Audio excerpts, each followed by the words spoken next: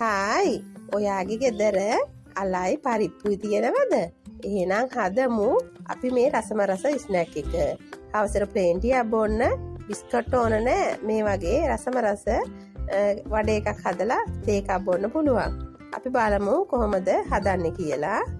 ඔන්න අපිට පරිප්පු ටිකක් කලගිරි දෙකක් තමයි ඕන වෙන්නේ. මම මුලින්ම පරිප්පු ටික මේ වගේ සෝදලා පෙඟෙන තියා ගන්නවා. විනාඩි 5ක් විතර මේ ටික පෙඟෙන තියා ගන්න. ඊට පස්සේ මම අලගිරි දෙක සුද්ධ කර ගන්නවා. ඊට පස්සේ මම මේ බෙන්ඩි ජායකට පරිප්පු ටිකක් දාලා මේ වගේ පොඩ්ඩක් වෙනම තියා ගන්න. ඊට පස්සේ මම මේක බෙන්ඩ කරගෙන එමු. ඊපස්සේ මම අර සුද්ධ කරගත්ත අලගිරි දෙක හීනියටම ගේට් කර ගන්නවා. ගේටර් එකේ චූටිම පැත්තෙන් මේක හීනියට ගේට් කර ගන්න. මේ වගේ ලොකුවට කෑලි කපන්න එපා.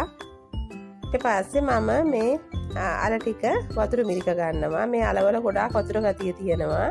අපි මේ වතුර ටික අයින් කරගමු. නැත්නම් මේකේ තෙත ගතිය වැඩි වෙනවා. අර මේ වගේ ඔක්කොම අල ටික වතුර ටික මිරිකලා අයින් කරන්න. ඊට පස්සේ මම අර බෙන් කරගත්ත පරිප්පු ටික මේකට එකතු කරගන්නවා. මේ ටික එකතු කරගෙන ඊට පස්සේ අපි වෙනම අයින් කරගත්ත පරිප්පු ටිකත් මේකට දාගමු.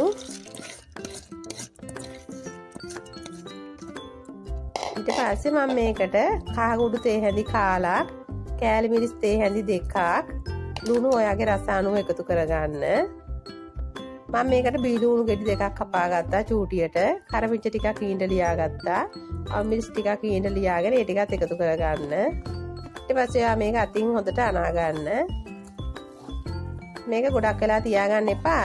ඒ වෙලාවෙම බැද ගන්න ඕන. දැන් අපි තෙල් ටිකක් ලිපේ තියලා මේ ටික බැදගමු.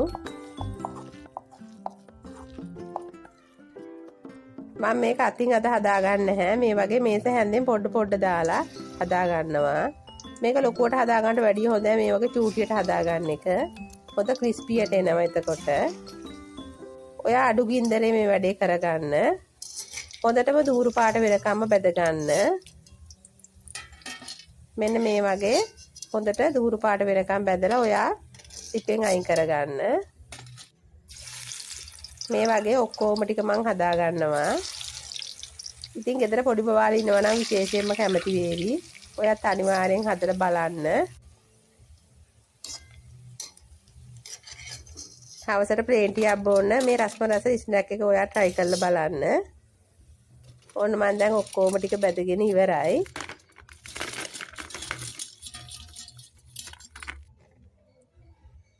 අපි බලමු ඇතුළ කොහොමද කියලා.